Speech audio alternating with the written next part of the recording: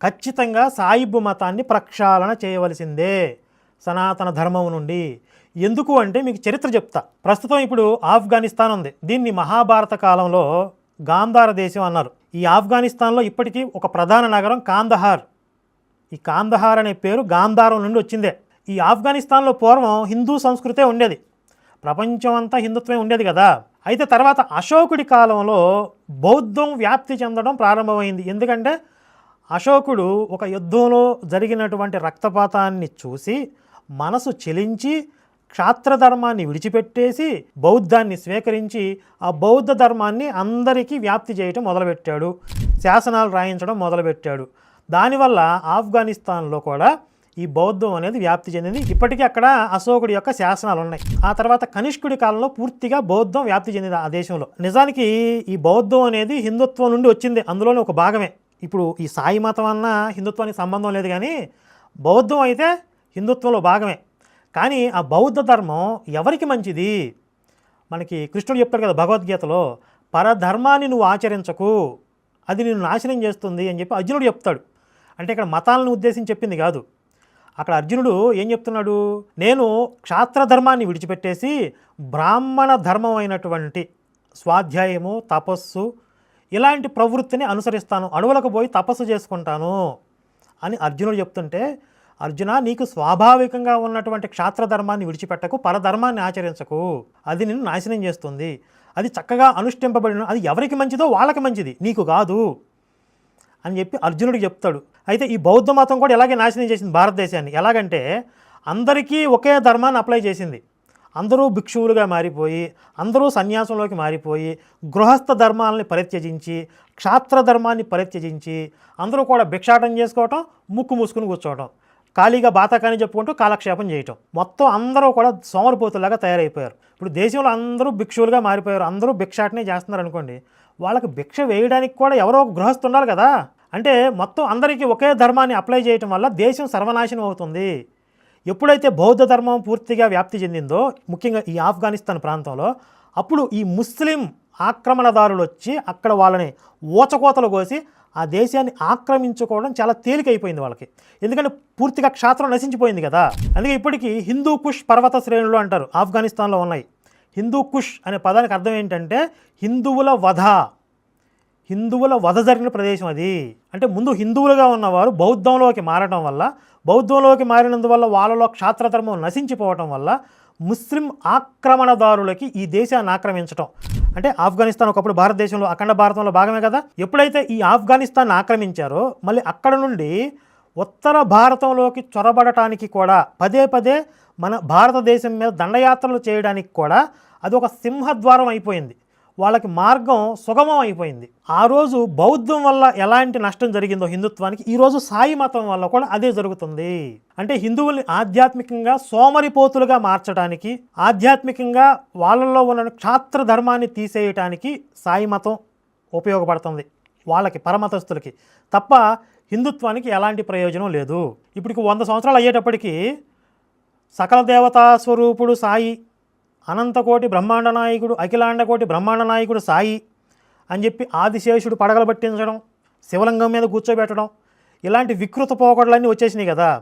ఇంకొక 100 సంవత్సరాలు పోయేటప్పటికి అసలు సాయి తప్ప ఇతర దేవతలను పూజించడం పాపం అని ఇలాంటి కొత్త కొత్త సిద్ధాంతాలు కూడా వచ్చేస్తాయి. వచ్చిన తర్వాత ఏమవుతుంది, మొత్తం హిందూ దేవాలయ వ్యవస్థలన్నింటినీ కూడా ఈ సాయి మతంతోనే రీప్లేస్ చేశారు అనుకుందాం.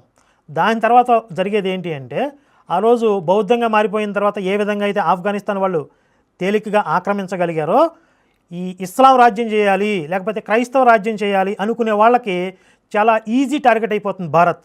ఎందుకంటే క్షాత్రధర్మం పోతుంది కదా. మనం రాముడిని ఆశ్రయించామనుకోండి, రాముడు చేసిన ధర్మరక్షణ మనం కూడా అనుసరిస్తాం.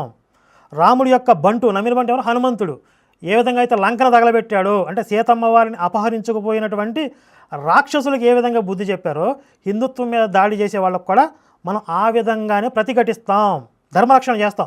రాముణ్ణి, హనుమంతుణ్ణి, రామాయణాన్ని, మహాభారతాన్ని పట్టుకుంటే, కృష్ణుణ్ణి ఆరాధిస్తున్నాం అనుకోండి, ఉత్తిష్ట కౌంతేయ యుద్ధాయ కృతనిశ్చయ అంటాం. కానీ బాబాను పట్టుకుంటే చాయిడాం అనుకుంటూ భజన చేసుకుని కూర్చుంటారు. వాళ్ళు చక్కగా పేకలు కోసుకుంటూ వెళ్ళిపోతారు. చరిత్రలో ఒక చిన్న సంఘటన చెప్తా.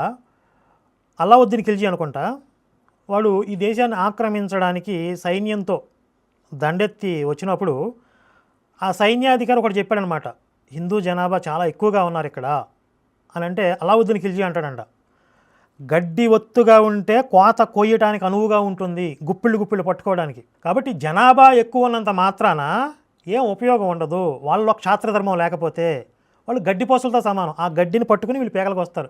వీళ్ళు అల్లా సాయి ఏ సాయి బదిలీ చేస్తూ ఉంటారు కదా, వాళ్ళు వచ్చి ఏం కొయ్యాలో కోసుకుపోతారనమాట. ఇంకొక ఉదాహరణ కూడా చెప్తా. మనకి అయోధ్యలో రామ మందిరాన్ని ఎప్పుడు కూల్చారండి? 500 సంవత్సరాల క్రితం కూల్చారు. కానీ ఆ రాముడి కోసం యావత్ భారత జాతి పోరాటం చేసి 500 సంవత్సరాల తర్వాత అయినా సరే ఇక్కడ పూర్వం రామాలయం ఉంది, రాముణ్ణి ఆరాధించిన ప్రదేశం, ఆయన జన్మ ప్రదేశం ఇదే అని చెప్పి మొత్తం జాతి అంతా కూడా ఏకతాటి మీదకి వచ్చి ప్రతిఘటించి పోరాటం చేసి రామ మందిరాన్ని సాధించుకోగలిగాం. అదే మీకు మొత్తం సాయిబు మందిరాలే నిండిపోయాయి అనుకోండి, కొంతకాలం తర్వాత వీళ్ళు వస్తారు, హెవర్రాబాయ్ మీకు మాకు సాయిబుకి ఏమిట్రా సంబంధం, ఇతను మా ముస్లిం మతానికి చెందినవాడు, ఇది మా మసీద్, ఇది మాది దర్గా అంటారు వాళ్ళు. మీరు బొచ్చు కూడా బేకలేరు వాళ్ళు. అంతెందుకండి, ఇప్పుడు ఆకివీడు రీసెంట్గా పశ్చిమ గోదావరి జిల్లాలో ఆకివీడులో 100 సంవత్సరాల క్రితం ఆరాధించినటువంటి చిన్న రామాలయం ఎంత పెద్ద ఉద్యమం తీసుకొచ్చింది అక్కడికి, ఎంతమంది హిందువులను ఏకీకృతం చేసింది. రఘురామకృష్ణరాజు గారు ముందు నడిపించారు, అనుమానం లేదు. కానీ హిందువులందరినీ అక్కడ ఏకీకృతం చేయగలిగింది రామాలయం. అదే అక్కడ సాయిబు మందిరం ఉంటే అది ఈ పాటికి ఏ మసీదో దర్గాన అయిపోయేది. అంటే ఎప్పటికైనా ఈ దేశంలో రాముడు కృష్ణుడు వాళ్ళకి సంబంధించిన ఏ కొంచెం ఆనవాళ్ళు మిగిలినా కూడా అతి కొద్దిగా మిగిలిపోయిన హిందుత్వాన్ని కూడా దావానలంలా వ్యాప్తి చేసేంత శక్తి ఆ రాముడికి కృష్ణుడికి రామాలయాలకి కృష్ణాలయాలకి ఉంటుంది, బాబా మందిరాలకు ఉండదు. ఈ పాషాణ మతస్థులు కూడా వాళ్ళ కోపం కక్ష అంతా కూడా రామాలయాల మీదో శివాలయాల మీదో కృష్ణుడి మీద ఉంటుంది, సాయిబు మందిరాల మీద ఉండదు. ముఖ్యంగా ఇస్లాం మతోన్మాదులకి. ఎందుకంటే భవిష్యత్తులో అవే వాళ్ళకి దర్గాలుగా మారతాయి, అవే వాళ్ళకి మసీదులుగా మారతాయి అనే విషయం వాళ్ళకి తెలుసు. చాలా ఈజీగా వాళ్ళు ఇస్లాం రాజ్యం చేసిన తర్వాత అవన్నీ మసీదులుగా మార్చేస్తారు. కానీ రామాలయంకి సంబంధించి ఒక్క అవశేషం మిగిలినా అది ఒక నిప్పు కణికలా ప్రజ్వలిస్తుంది భవిష్యత్తులో. కనుక హిందువుల్ని రాముడి నుండి కృష్ణుడి నుండి దూరం చేసి ఈ సెక్యులర్, ఎందుకు పనికిరాని, క్షాత్రధర్మం లేని, ప్రతిఘటించడం చేతగాని, అన్ని మతాలు ఒక్కటే అని భ్రమించేటటువంటి ఒక మూర్ఖపు సిద్ధాంతంలోకి తీసుకుపోయేటటువంటి సాయిబు మతం ఇది ప్రమాదం హిందుత్వానికి. ఆ రోజు బౌద్ధాన్ని శంకరాచార్యుల వారు ఖండించి ఉండకపోతే మొత్తం భారతదేశం అంతా కూడా ఆఫ్ఘనిస్తాన్లో మారిపోయి ఉండేది. ఆ బౌద్ధాన్ని ఖండించి మళ్ళీ హిందూ జాతిని ఏకీకృతం చేసి క్షాత్ర ధర్మాన్ని పునరుద్ధరించారు కాబట్టే ఈ మాత్రం భారతదేశమైనా ఈ మాత్రం హిందుత్వమైనా మిగిలి ఉంది. ఇప్పుడు అదే ప్రయత్నం ఈ సాయిబు మందిరాల రూపంలో, సాయిబు మతం రూపంలో జరుగుతోంది. ఇప్పుడు కొంతమంది అంటారు, సాయిబును పూజించేది కూడా హిందువులే కదండి, ఎందుకులేండి వదిలేయండి అంటారు. వదిలేస్తే జరిగేది ఇది, ఒక 50 సంవత్సరాల వయసు పైబడిన వాళ్ళు మారరు. అంటే వాళ్ళకి సాయిబుతో కొంతకాలం నుండి, అంటే దీర్ఘకాలంగా కొంత అనుబంధం ఏర్పడటం, వాళ్ళు అలా భావించటం, వాళ్ళకి ఈ సోషల్ మీడియా రెవల్యూషన్ తెలియకపోవటం, ఈ వాస్తవాలు, మనం చెప్తున్న వాస్తవాలు వాళ్ళకి రీచ్ అవ్వకపోవడం వల్ల వాళ్ళు యాక్సెప్ట్ చేయలేరు. మన టార్గెట్ వాళ్ళు కాదు, వాళ్ళని మార్చడం మన లక్ష్యం కాదు. ఆ జనరేషన్ అంతా కూడా వయసు అయిపోయి చచ్చిపోవటమే, వాళ్ళు మనం మార్చలేం. తర్వాత వచ్చే జనరేషన్ మీద ఈ సాయిబు మతం ప్రభావం ఉండకూడదు, లేదంటే భవిష్యత్తులో వచ్చే ఎన్నో ప్రమాదాలను హిందూ జాతి ఎదుర్కోలేదు. ఈ సాయిబు మతం బయట నుండి హిందుత్వాన్ని అటాక్ చేయదు, లోపల ఉండి నిద్రమత్తులో ఉంచేస్తుంది, చేతగాని దద్దం వల్ల మార్చేస్తుంది హిందుత్వాన్ని, హిందువుల్ని. అది ప్రమాదం.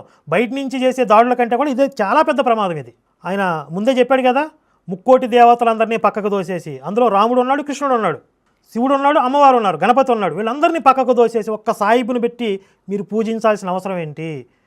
మీరు సాధించేదేంటి? శివుడు సకల శుభాలను ప్రసాదించేవాడు, శివుడు కన్నా దయాళువా? అసలు మన కర్మ కాకపోతే వాళ్ళతో ఏంటండి కంపారిజన్ ఏంటండి? ఈ సాయిబు ఆ సత్చరిత్ర చదివితే ఎంత ద్వేషం ఉందో రాముడంటే, అన్ని అవలక్షణాలు. అసలు ఒక మనిషిగా కూడా గౌరవింపదగిన వాడు కాదు. ఆయన్ని తీసుకొచ్చి మీరేం చేస్తున్నారు? సకల దేవతా స్వరూపాలని పక్కకు తోసేసి హిందుత్వాన్ని సర్వభ్రష్టత్వం చేయడానికి, మీ మార్కెటింగ్ పెంచుకోవడానికి. ఏంటి చివరికి వీళ్ళు సాధించేది ఏంటంటే 10 వేస్తే 100 వస్తాయి అని చెప్పి జనాలకి ఎరేసి ఆ కానుకలు తీసుకోవటం, ఇది వీళ్ళ లక్ష్యం. ఈరోజు సాయిబు మతం గురించి మనం మాట్లాడుతుంటే ఎక్కువ రియాక్ట్ అయ్యేది, బాధపడేది ఎక్కువ శాతం మంది ఎవరు? సాయిబు మందిరాలు నిర్వహించేవాళ్ళే. ఈ సాయిబు మందిరాలు నిర్వాహకులు ఏ రోజు కూడా రామతీర్థంలో రాముడి విగ్రహాన్ని శిరస్సు ఖండించారు అంటే మాట్లాడరు, అయోధ్య రామాలయ నిర్మాణం గురించి మాట్లాడరు, మత మార్పిడి గురించి మాట్లాడరు, ఈ ముస్లిం మతోన్మాదులు హిందువుల మీద దాడులు చేస్తుంటే మాట్లాడరు. ఎప్పుడు మాట్లాడతారంట వీళ్ళు? సాయి సచ్చరిత్రలో ఉన్నటువంటి వాస్తవాలను మనం బయటకు చెప్తుంటే మీరెందుకు అవైదికంగా ప్రవర్తిస్తున్నారు, ఆదిశేషుడికి సాయికి ఏంటి సంబంధం, రాముడికి సాయికి ఏంటి సంబంధం, కృష్ణుడికి సాయికి ఏంటి సంబంధం అని మనం ప్రశ్నిస్తుంటే ఈ సాయిబు మందిరాల వాళ్ళు మాట్లాడతారంట. రాముడి పేరు వాడుకుంటారంట, సాయి రామ్ అంటారంట, కానీ రాముడికి అన్యాయం జరిగితే వీళ్ళు మాట్లాడరు. సాయి కృష్ణ అని పెట్టుకుంటారు, కానీ కృష్ణుడు మందిరం గురించి వీళ్ళు మాట్లాడరు, పోట్లాడరు. అసలు సింగిల్ పాయింట్ అండి, ఒక్కటే కాన్సెప్టు. మన రాముడిని మనకి దూరం చేసేవాడు ఎవడైనా సరే వాడు మనకు శత్రువే. రాముడు నీకు అవసరం లేదు అంటే చెంపలు పగలగొట్టడం అండి. ఇక మన రాముడిని మనకు దూరం చేసేది ఎవడైనా దుష్టశక్తి. అది చెప్పే కదా నేను, కలిపురుషుడి స్ట్రాటజీ అని చెప్పి. డైరెక్ట్గా హిందుత్వం నుండి బయటికి తీసుకుపోవడం సాధ్యం కావట్లేదు కాబట్టి హిందుత్వంలోనే ఉన్నామనే భ్రమింపజేసి రాముడికి కృష్ణుడికి రామాయణ మహాభారతాలకి దూరం చేస్తే వీళ్ళకి ధర్మంతో ఉన్నటువంటి బంధం తెగిపోతుంది, వీక్ అయిపోతారు. ఇప్పుడు సాయిబు కోరికలు తీరుస్తున్నాడు 10 ఇస్తే 100 ఇస్తున్నాడు అని చెప్పి అక్కడ పోతారు. కొన్నాళ్ళ తర్వాత అనుకున్న ఏమీ నెరవేరట్లేదండి, కోరికలు తీరట్లేదు, అబ్బాయి ఈ మనిగిరాడు ఈయనకంటే అదిగో యేసు బాగా కోరికలు తీరుస్తున్నాడంట, అక్కడ సాక్ష్యాలు ఎక్కువ అని అక్కడ పోతారు. అంటే సాయిబు మతంలో ఉన్నవాళ్ళు ఈ జనరేషన్ కాకపోయినా నెక్స్ట్ జనరేషన్లో ఎప్పుడైనా సరే వాళ్ళు మతం మారిపోయేవాళ్ళే. ఒకవేళ వాళ్ళు ఇప్పుడు మతం మారకుండా సాయిబు మతంలో ఉన్నా కూడా హిందుత్వానికి ఏ విధంగా వాళ్ళ వల్ల ప్రయోజనం ఉండదు. వాళ్ళు హిందుత్వానికి అనాకాని కూడా పనికిరారు, కొరగారు, వాళ్ళు జనాభా లెక్కల్లో ఉంటారు అంతే. హిందుత్వానికి ఏదైనా సమస్య వస్తే సాయి మందిరాలు రావు. ఇప్పుడు ఈయన చెప్తున్నంత పిచ్చిలో ఉన్న సాయి భక్తులు ఎవరు రారు. ఒక్క రామ భక్తులే వస్తారు, కృష్ణుడి భక్తులే వస్తారు, శివ సేవకులే వస్తారు, శివ సైనికులే వస్తారు, అమ్మవారి భక్తులే వస్తారు. ఎందుకంటే ఇక్కడ ఆ ధర్మానికి అధర్మానికి మధ్య ఆ పోరాటం ఉంది, ఆ స్ఫూర్తి మనకు కలుగుతుంది, ప్రతిఘటిస్తాం, మనం పరిరక్షించుకుంటాం. కాబట్టి సాయిబు మతం వ్యాప్తి చెందితే ప్రమాదం ఏంటంటే వాళ్ళు హిందువులుగానే ఉంటారు కానీ హిందుత్వం కోసం నిలబడరు. చేతకాని చేవలేని చవట దద్దమ్మల్లాగా మారుస్తుంది సాయిబు మతం హిందువుల్ని. ఈ ట్రాప్లో ముస్లింలు పడలేదు, ఈ ట్రాప్లో క్రైస్తవులు పడలేదు. కేవలం ఈ దరిద్రాన్ని హిందువుల నెత్తి మీదే రుద్దారు. ఇది 100 సంవత్సరాల క్రితం ఆరంభమైన కుట్ర, ఇంకా నడుస్తూ ఉంది. దీనిని మనం ఎదుర్కోవాల్సిన అవసరం ఉంది. భవిష్యత్తులో సంభవించేటటువంటి అనేక రకాల విపత్తుల నుండి, ప్రమాదాల నుండి హిందూ జాతి సమైక్యంగా ఉండి తనని తాను రక్షించుకోగలిగే స్థితిలో ఉండాలి అంటే కనుక మొట్టమొదట ఈ సాయిబు మతం కబంధ హస్తాల నుండి బయటికి రావాలి.